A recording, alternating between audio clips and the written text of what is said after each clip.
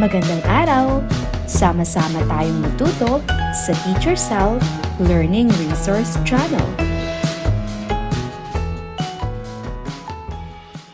Filipino 2, Quarter 4, Week 8. Tekstong impormatibo patungkol sa mga ibon.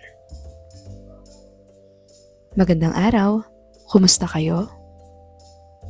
Halina't magbasa. Patungkol sa mga ibon ni Tandy Jackson. Ano ang pagkakaiba ng mga ibon? Ang agila na ito ay may mga mahaba at malapad na mga pakpak. Ang mga ibon ba ang tanging mga hayop na may pakpak? Hindi. May mga ilang insekto na may mga pakpak. Ang tutubi na ito ay may mga pakpak. Ang mga isdang bolador ay may mga palikpik na parang mga pakpak. Ang parrot at hornbill na ito ay mayroong tuka. Ang isang tuka ay maaari ding tawaging isang beak. Ang mga ibon lamang ba ang mga hayop na may tuka? Hindi. Ang platypus ay mayroong tuka. Ang mga ibon lamang ba ang mga hayop na nangingitlog? Hindi. Nangingitlog din ang mga isda, palaka, ahas at pagong. Ang lalaking ibon ng paraiso ay may maliliwanag na kulay. Ang mga ibon lamang ba ang mga hayop na may maliliwanag na kulay? Hindi. Ang mga salagubang, kulisap, paru-paro at isda ay may matitingkad na kulay. Ang agila at sigal na ito ay may matalas na mata. Ang mga ibon lang ba ang mga hayop na may matalas na mata? Hindi. Maraming hayop tulad ng mga pusa at buhaya ang may matalas na mata. Ang cassowary at quagga na ito ay may matatalas na kuko. Ang mga ibon ba ang tanging mga hayop na may matatalas na kuko? Hindi. Ang kuskus, kangaroo at marami pang ibang hayop ay may matalas na kuko. Ano ang pagkakaiba ng mga ibon sa ibang mga hayop?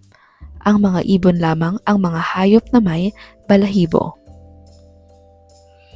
Ang mga plumahe ay lubhang kapaki-pakinabang. Pinapanatili nilang mainit ang ibon. Tinutulungan nila ang ibon na lumipad. Ang mga plumahe ng buntot ay tumutulong sa ibon na lumiko. Ang kulay ng kanilang mga plumahe ay tumutulong sa mga ibon na magtago. Ang kulay ng kanilang mga plumahe ay tumutulong din sa mga ibon na makahanap ng mapapangasawa. Mga tanong. Ang mga ibon lang ba ang mga hayop na may pakpak? Hindi.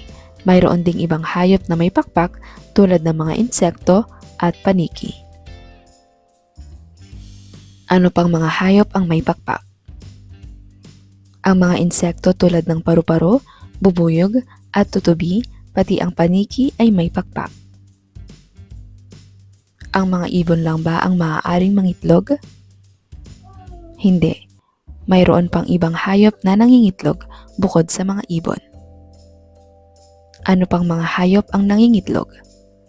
Ang mga isda, palaka, ahas, butiki at mga insekto ay nangingitlog din. Aling mga ibon at insekto ang matingkad ang kulay? Halimbawa ng matingkad ang kulay na ibon ay ang loro at maya, at sa mga insekto naman ay ang paru-paro at tutubi. Bakit kailangan ng mga hayop ang matalas na mata? Kailangan nila ito upang madaling makakita ng pagkain at maiwasan ang panganib. Bakit kailangan ng mga ibon at ilang iba pang hayop ng matatalas na kuko? Ginagamit nila ang matatalas na kuko upang manghuli ng pagkain at makapitan ang mga sanga ng puno. Ano ang pagkakaiba ng mga ibon sa ibang mga hayop? Ang mga ibon ay may balahibo, pakpak at tuka at karamihan sa kanila ay nakalilipad. Sa anong mga paraan kapaki-pakinabang ang mga balahibo? Nakakatulong ang mga balahibo sa paglipad ng ibon, sa pagpapanatiling mainit ng kanilang katawan at sa pagprotekta sa kanila laban sa ulan at lamig.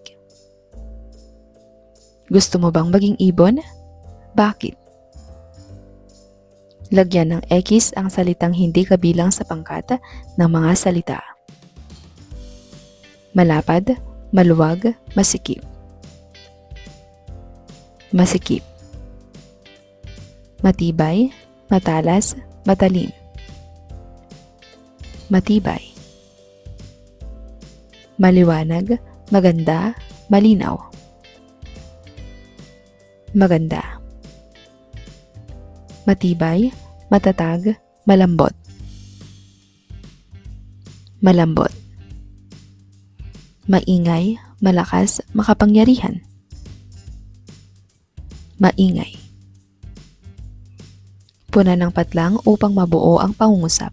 Piliin ang sagot sa loob ng panaklong. Ang agila ay mayroong patlang, malapad, mabigat na mga pakpak. Malapad. Ang parrot at hornbill ay mayroong patlang, makulay, matibay na tuka. Matibay. Ang lalaking birds of paradise ay may maliliwanag, madilim na kulay. Maliliwanag. Ang agila at seagull ay may malinaw, malaki na mata. Malinaw. Ang cassowary at quago ay may matatalas, manipis na mga kuko. Matatalas. Lagyan ng check ang patlang kung ang isinasaad ng pangungusap ay patungkol sa mga ibon, bilog naman kung hindi. Mayroong mga ibon na nakakalipad at mayroong hindi nakakalipad. Ang lahat ng ibon ay nangingitlog.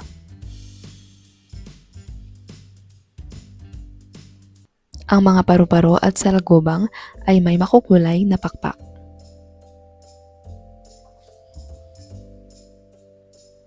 Ang mga ibon ay mayroong mga balahibo na tinatawag na plumahe.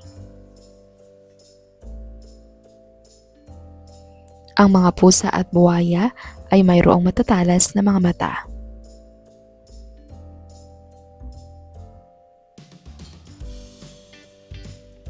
Para sa ikalawang araw. Ano ang pamagat na binasang teksto? May pagkakaiba ba ang ibon sa iba pang hayop? Magbigay ng halimbawa.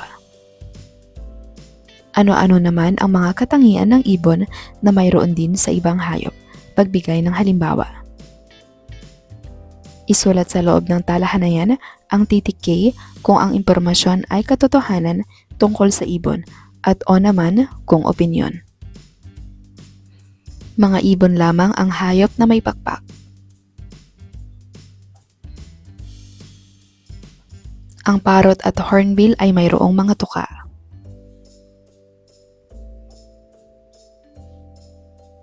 Mga ibon lamang ang hayop na nangingitlog.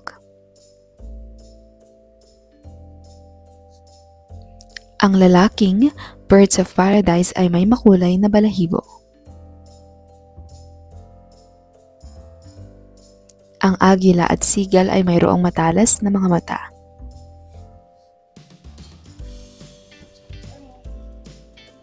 Basahin at unawain ang bawat pangungusap.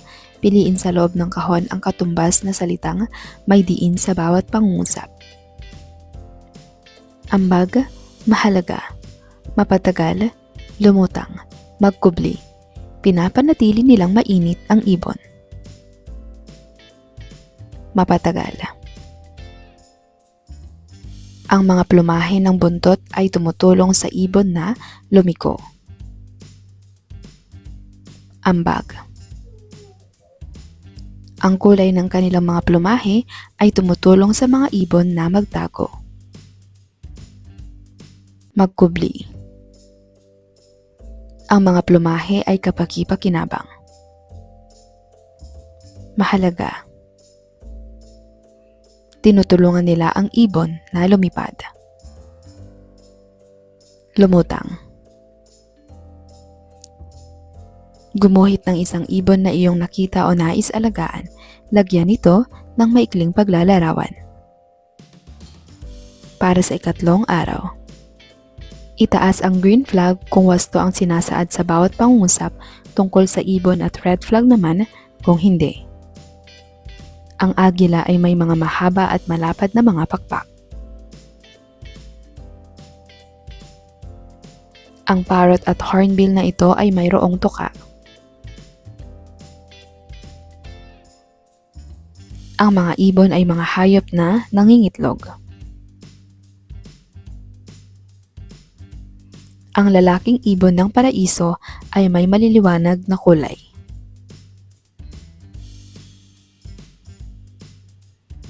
Ang agila at seagull na ito ay may matalas na mata.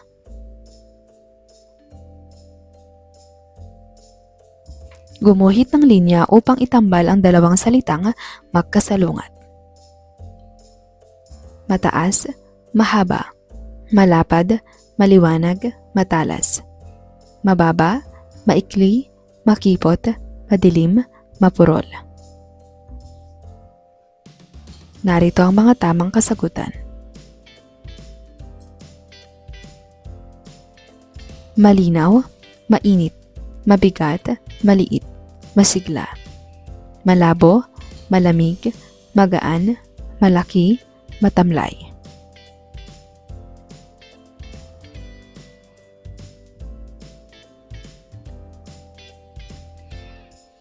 Ano-ano pang mga hayop ang may pakpak?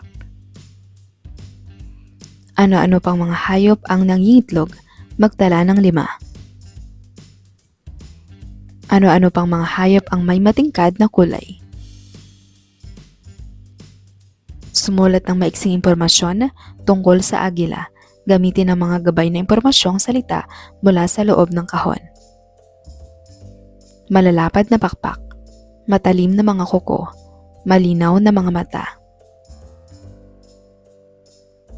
Narito ang template, ang agila.